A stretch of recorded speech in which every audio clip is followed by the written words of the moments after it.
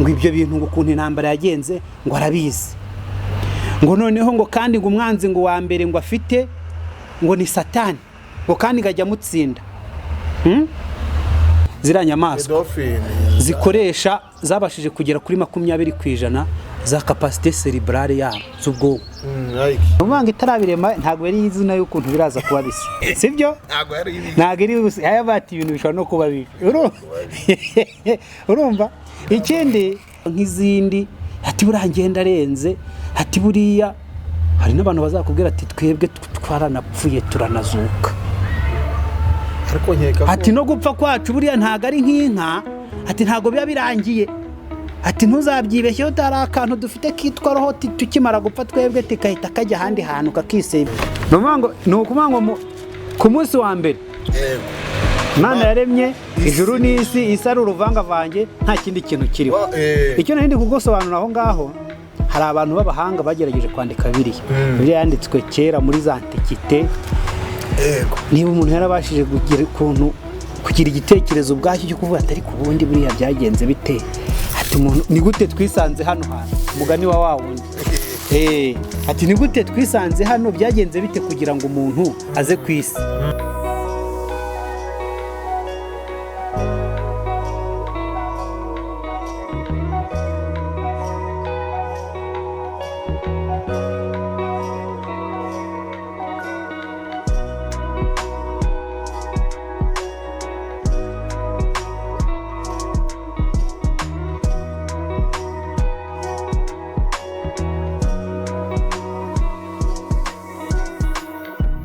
Kongere tubasuze mwebwe mwese mudukurikiranye aho muri hirya no hino ku isi, by'umwihariko ari mu Rwanda, mu ntara zose z'igihugu.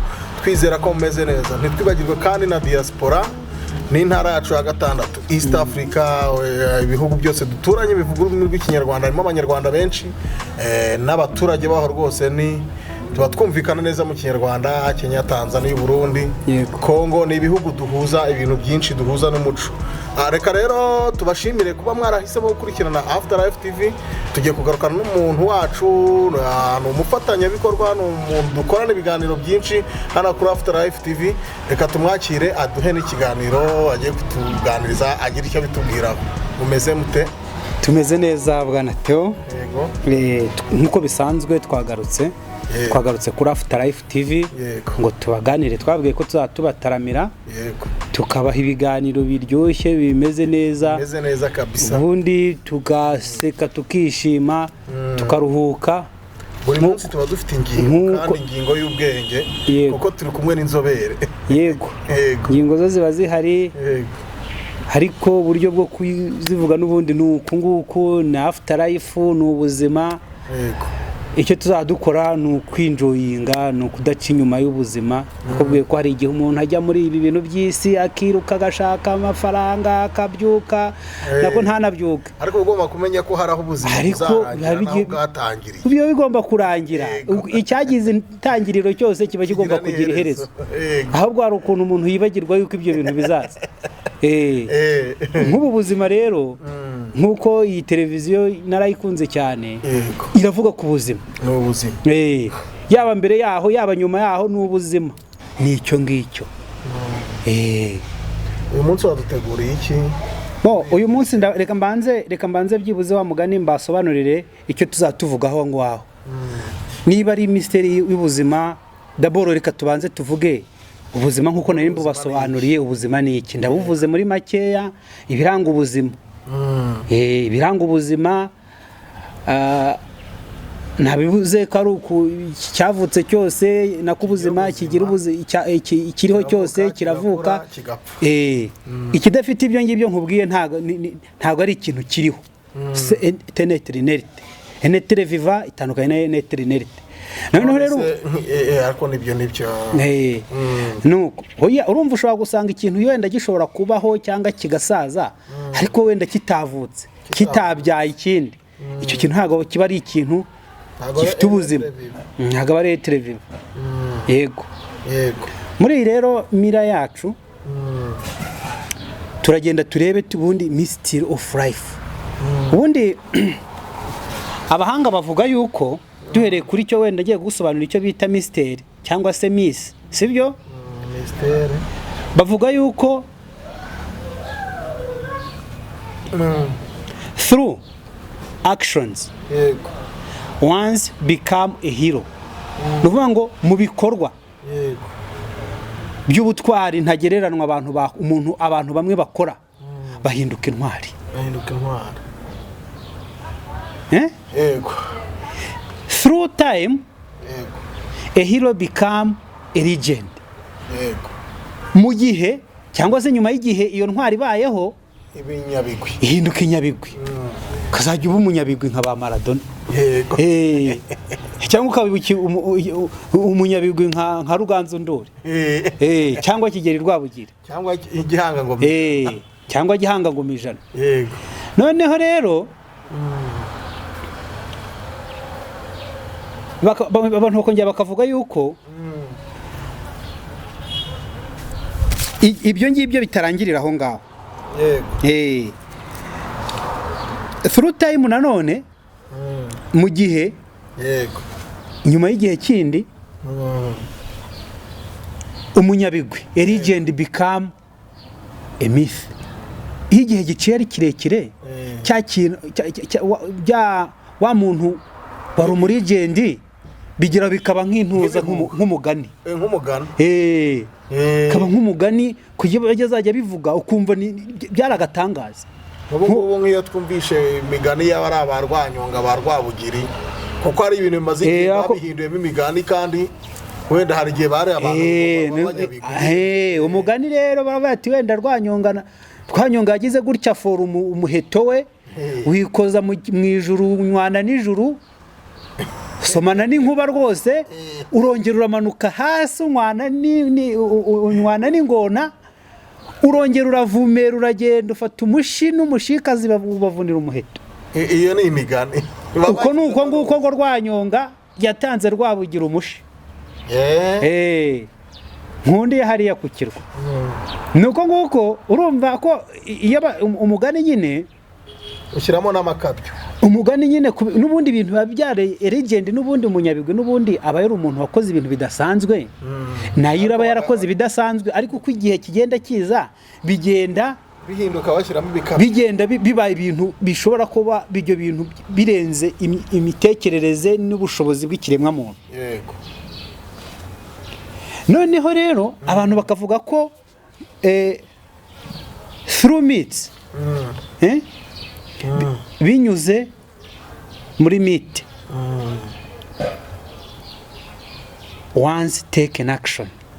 Iyo binyuze nanone muri iyo mugani abantu bazongera batinyuke urumva bongere batangire umuntu rwose avuga ati runaka yakoze ibi bintu yakoze kuki nge ntabikora.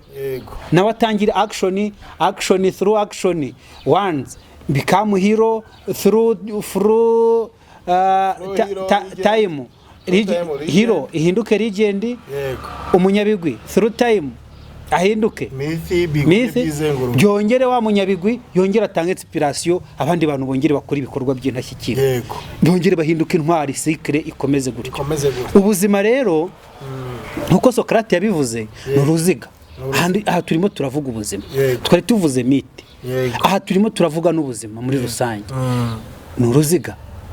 N'uruziga bazakubwira yuko ngo hari umwami wa Arabia Saudite niba ari umwami ushobora kuba ari prince waho ngo hari kote afite yavugaga ko Mohammed bin Salman ngo sekuru ngo yagendaga kuri za Shamu urabona kera hari mu butayu hariya bari abatipe nubwo bakize muri za Qatar na he hose ariko hari ubutayu bubi cyane bukakaye. Ngo bajyaga rero abizi batwaraga za Shamu kiriya kinyamaswa kibika amazi mu ntuza ngamiya bakajya batwara ngo sekuru yagendaga ku ngamiya. Yego. Papa wiwe bari batangiye kugira udufaranga agenda mu modoka atangira kugenda mu modoka ariko uwo mwami ubu ngubu ngo ntago agenda mu modoka aragenda mu ndege byaje gukunda ahubwo ariko nyuma y'iyi ndege ntawe ubizi umwuzukuruza wanjye ashobora kuzaba nanone yarongeye kugenda na Shamu. Ntawamenya. Ubuzima ubundi ni uruziga ntabwo icyo we yashaka gusobanura yavugaga yuko none se ko bajya bavuga yuko nk'ubu habayeho nk'intambara y'isi abantu biriya bisasu kirimbuza abantu bakabirasa, intambara yindi yakurikiraho abantu ngo bayirwanisha ibibando kubera ko icyitwa tekinoloji cyose baba baragishyize hasi, noneho ugasanga noneho basubiye nko muri cya gihe cya prehistoire. Prehistoire ndaguha ligne d'etat, abantu bavuga yuko ligne d'etat uko ibihe bizwi byabayeho, uko amateka bivuga, bavuga ko urabona Yezu Kristo bavuga ko yabayeho nko mu mwaka wa 0. Mbere yo nk'imyaka nka 380 hari umugabo witwaga Herodotus. Ngo niwe pere, niwe father of history. Mbere yaho rero nk'imyaka yindi nk'ibihumbi nka 3, yego, niho abantu batangiye kwandika inyandiko za mbere yaho nk'ibihumbi 3 ziragaragara, zirahari, inyandiko zirahari n'amateka. Iyo bavuza yego, iyo bavuza amateka rero bahera nko kuri izo nyandiko, bagahera kuri izo nyandiko nko mu mwaka w'ibihumbi 3 bagashumura bakageza ubu ngubu. Ayo ni amateka, ni amateka azwi, sibyo? Yego. Imbere y'ayo mateka rero y'amakuru, aho imbere yaho dufitiye amakuru, imbere y'icyo gihe dufitiye amakuru bahita muri prehistoire. Niho hantu uzumva bavuga ngo habaye paléolithique, gihe cya mbere yaho hakaba néolithique, noneho na âge de métal, igihe cy'icyuma. Abantu urumva mbere yaho muri paléolithique ni igihe abantu bakoreshaga amabuye, les pierres taillées, barimo bakoresha ibiti by'ibisongo. Abantu bari inyamaswa icyo gihe, urumva. Noneho mbere yaho muri néolithique ubwo bari batangiye kugira ka tekinoloji kagezweho. Noneho muri âge de métal ni igihe bari batangiye kumenya gukoresha icyuma. Nk'ubu murabona mu Rwanda habayeho kujya bavuba, ukavuba, amara kuvuba biro bintu ugasanga abanyarwanda bikoreraga amacumu. Hanyuma rero nkuko twari turimo tubiganira ku buzima, reka dusome cyane cyane turebe icyo inyandiko zavuze ku buzima. Ubuzima hari inyandiko nyinshi zagiye zibuvugaho. Hari igitabo gishaje kuruta ibindi cyitwa Bibiliya, waba udushakira turebe. Hari ariko n'icy'abahanga bandi bagiye batandukanye bagiye bavuga ku buzima. Hanyuma ubuzima n'umuntu ntabwo turuze kubitandukanya, turaza kugera ahantu. Ndashaka ubundi kuganira ku muntu, kubera ko kugeza ubu ngubu umuntu niwe complex creature, mbese ni nkacyo kiremwa ubu ngubu kiyoboye. Nicyo kiyoboye? Kiyoboye ibindi, ni ikiremwa kiri hejuru, cyashatse uburyo rwose kitegeka ibindi.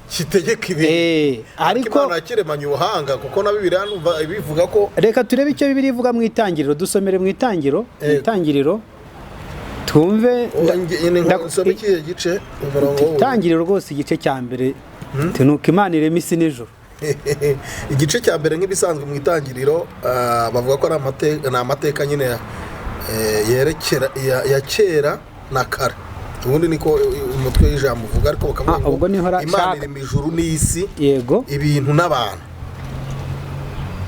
Ni igice cya mbere umurongo wa mbere. Oya, shaka ahantu Imana irema mu ntangiriro. No, reba mu Itangiriro ahantu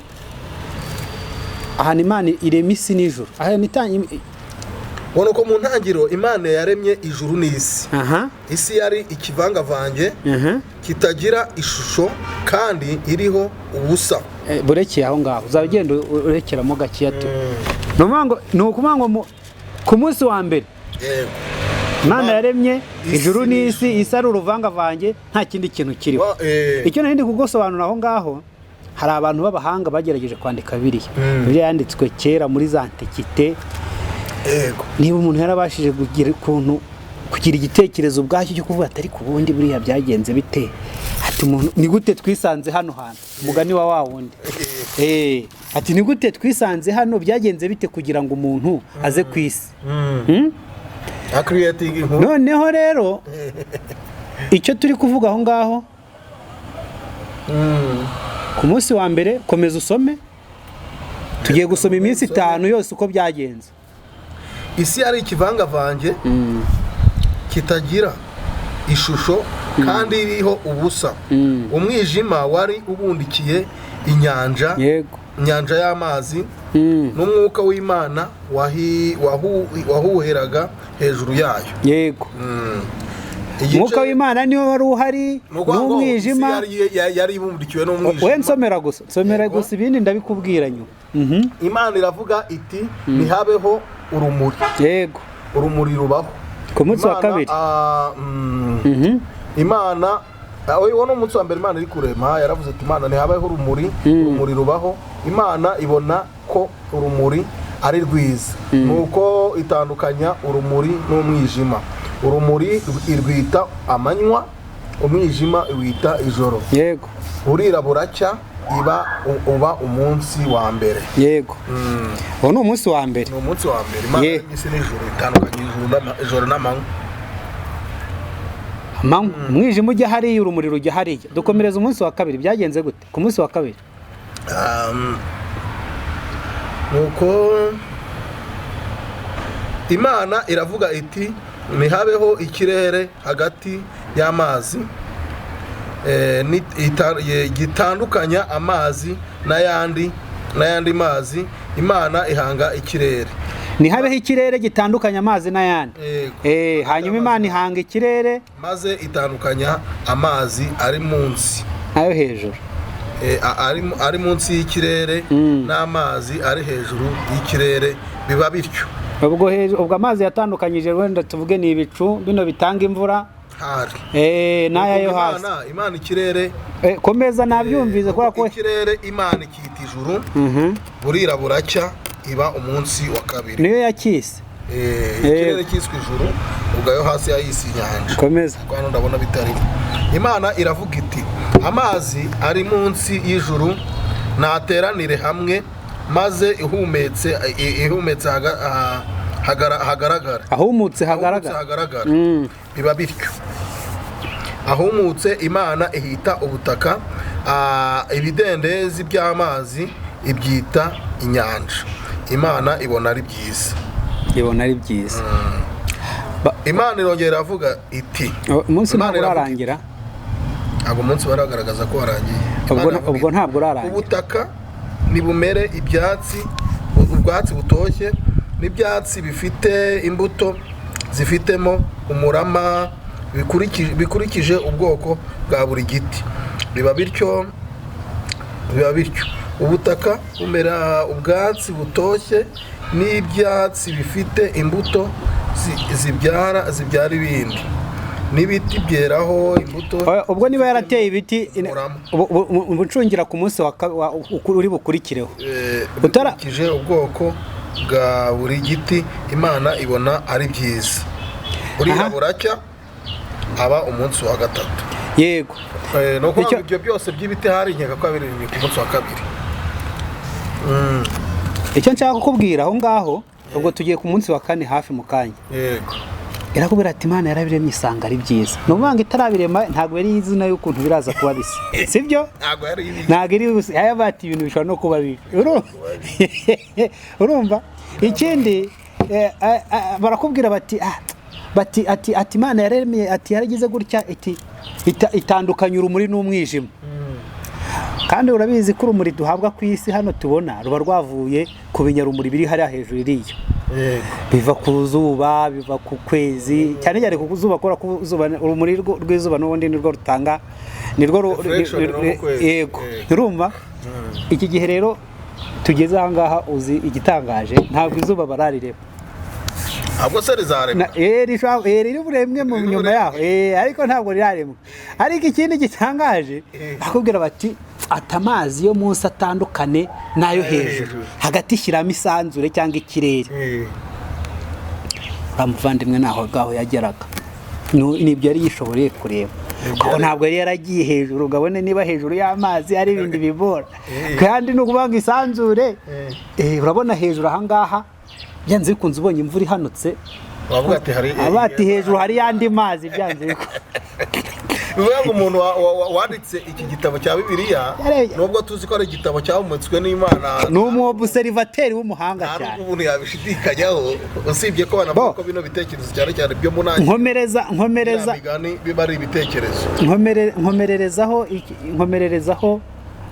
ku munsi wa kane Imana iravuga iti ntihabeho ibi binyarumuri mu kirere cy'ijuru bya bintu twavugaga birabaye bitandukanye amanywa nijoro bibe ibimenyetso biranga ibihe by'amakoraniro bijye kandi biranga iminsi n'imyaka byakire mu kirere cy'ijuru kugira ngo bimurikire isi bityo yego nuko Imana ihanga ibinyarumuri binini bibiri ikinyarumuri kinini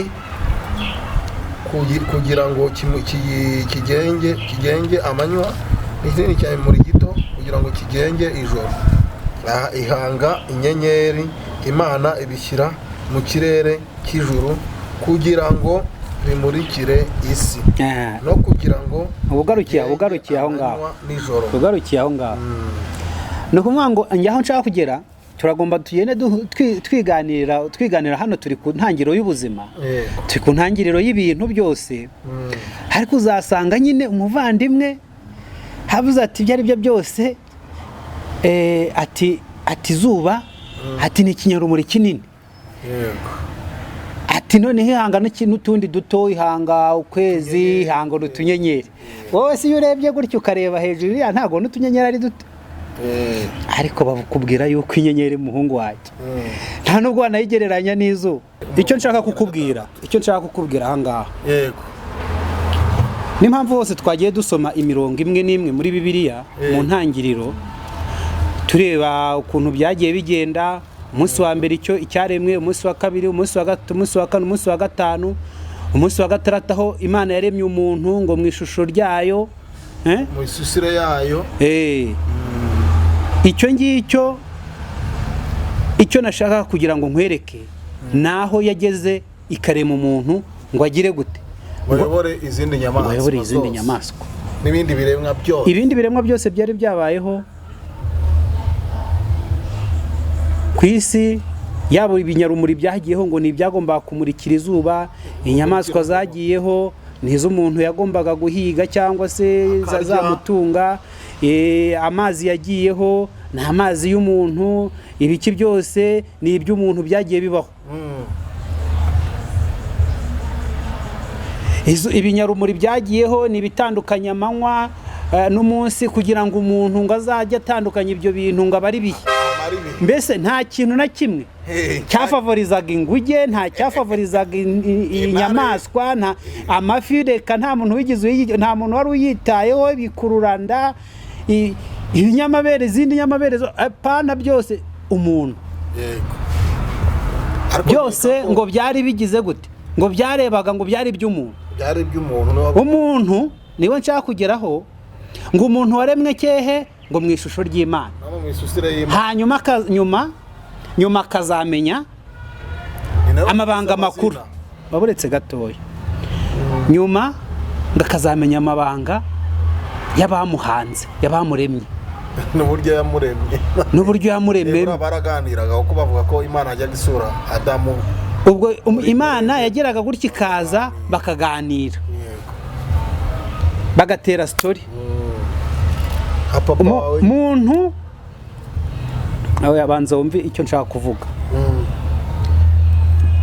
Imana ntabwo yaba papa w'umuntu ntabwo umuntu wowe ntabwo warema ikintu nurangiza ngo ube papa wacyo ahubwo wowe wigendera muri uwo mujyo w'intuza banza wumve icyo nshaka kukubwira ahantu nshaka kukubwira n'ahantu nshaka kukwerekeza yuko umuntu muri kamere ye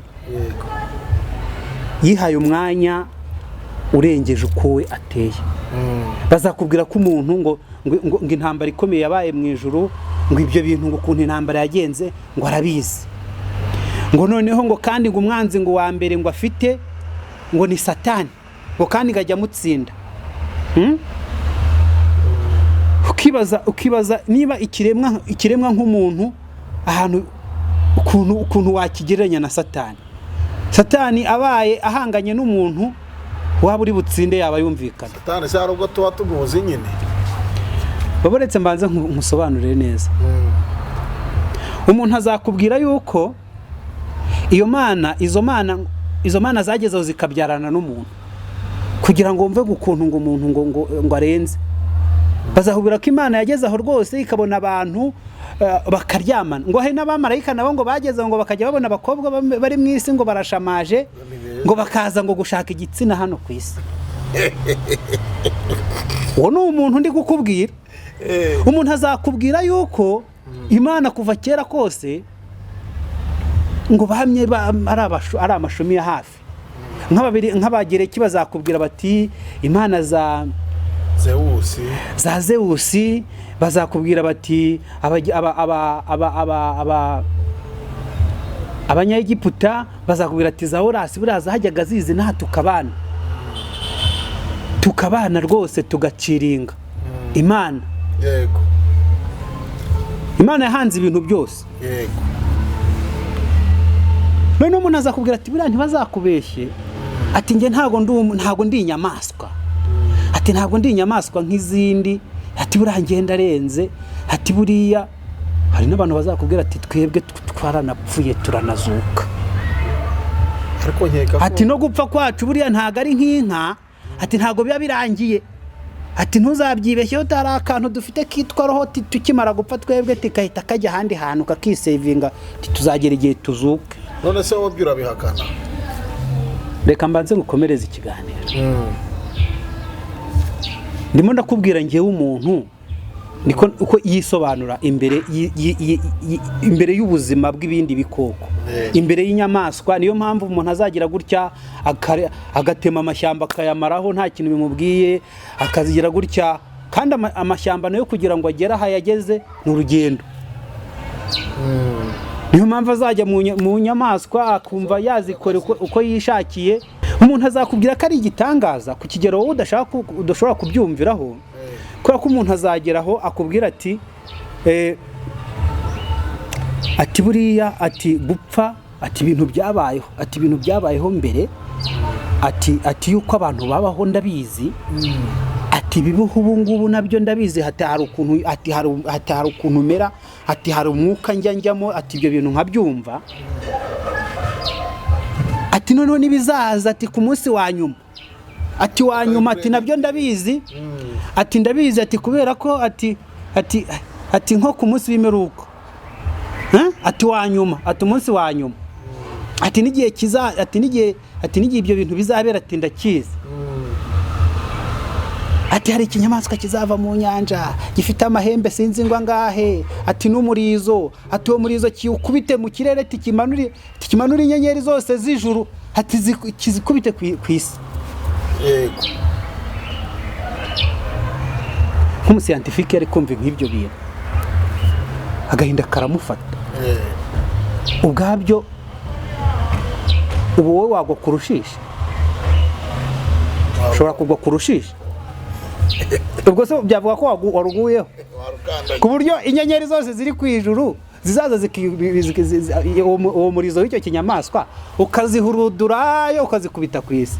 Ubwabyo inyenyeri, izo nyenyeri n'isi mu bunini ntiwanabigereranya. None bakubwira ko ari izo nyenyeri zizaza zikiroha ku isi, ariko kubera ko uwo muhanga we, uwo muntu wavugaga ibyo ngibyo yabonaga ari dutoya dushobora kwikubita ku isi icyo gihe, nuko yabyumvaga. Icyo rero ndi kukubwira ku muntu, umuntu ni inyamaswa. Yego. Mu kiganiro kizakurikira nzakubwira uburyo ki nta hatandukaniye n'izindi nyamaswa, uretse ako kantu gatoya k'ubwonko ya developye. Ako kantu yakadevelopa akakarishishije izindi nyamaswa muri ibi bihe turimo, ariko ntago ari nawe gitangaza cyonyine cyabayeho mu isi y'inyamaswa. Ariko tukurikije mu isi turimo, tutagiye wenda bavuga ko ngana n'izindi si nta wamenya nabyo wenda tuzabirebaho, ariko nicyo kinyabuzima gisa nkaho kiri develope mu buryo bw'ubwenge. Ashobora kuba ari umunyambaraga nke kuko atahangana wenda n'izo nyamaswa mu buryo buri vizavi, ariko afite mu buryo nyine buri genius nyine, we yamenye byinshi. Icyo ndi kukubwira ntabwo umuntu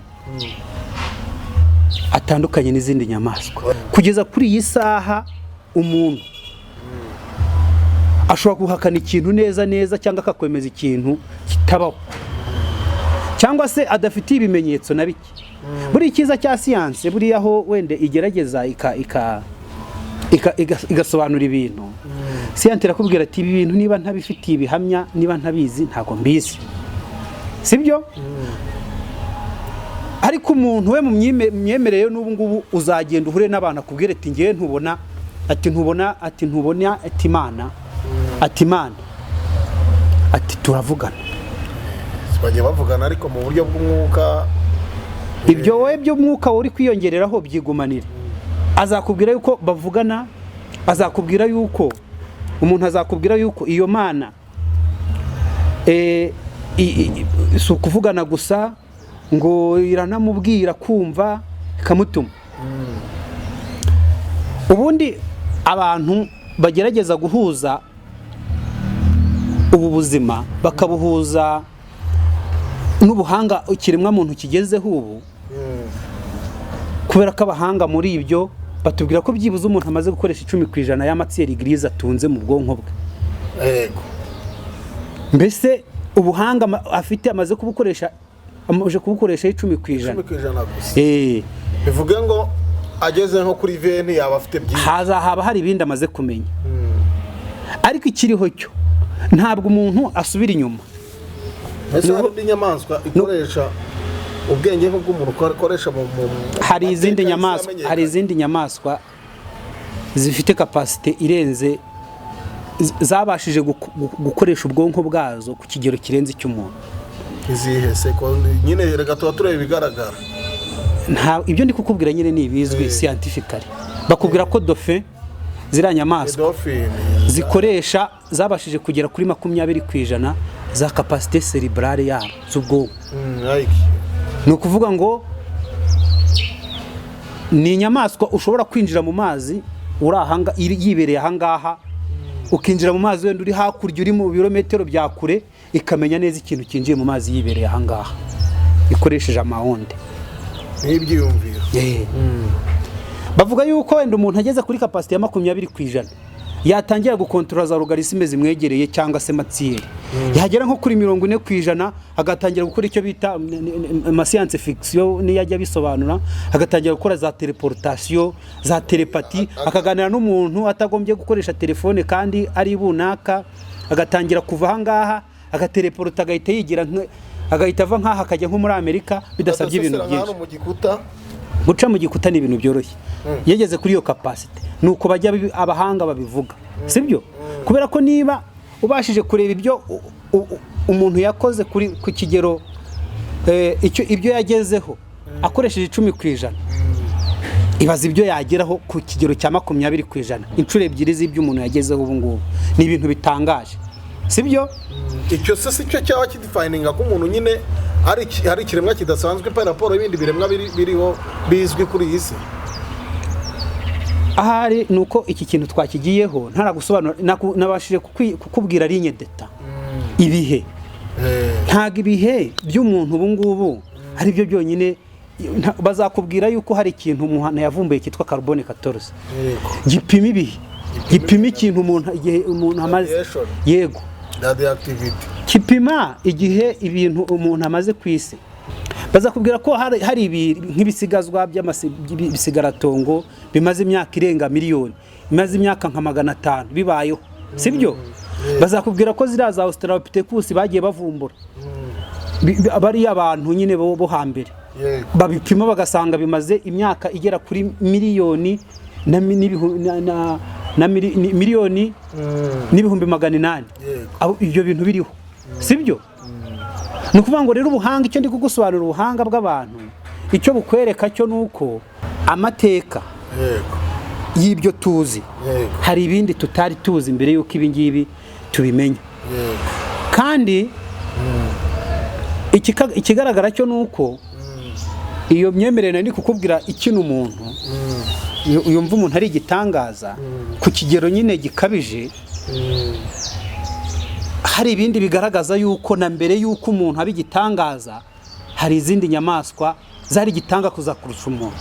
Ako nyine right now ubu ngubu nicyo ndi kukubwira, ntabwo ari igitangaza kubera ko atamye ari igitangaza. Icyo ndi kukubwira hari n'ibindi biva mu yandi masi nk'ibivejuru tujya tubyumva wenda byo biturusha. Ntabwo turagera aho ngaho kuri ibyo ngibyo. Reka turebe turi kuvuga ubuzima tuzi ku isi. Turi kuvuga ubuzima tuzi ku isi. Iyo tuvuze ubuzima nahereye kare gusobanurira ibinyabuzima bihari, sibyo? Icyo ndi kugusobanurira mu mateka y'ibinyabuzima byabayeho ku isi, sibyo? Yego. Umuntu yagize igihe cye cyangwa afite igihe cy'ubu ngubu. Ariko hari n'ibindi byagiye bigira igihe bidominise. Icyo nicyo ndi gushaka kukubwira. Icyo ndi kukubwira rero kuba umuntu atari igitangaza ngo wenda yenda avuge ko we na Nyagasani ngo yenze ngo kuba ngo h'Imana ho gatoya.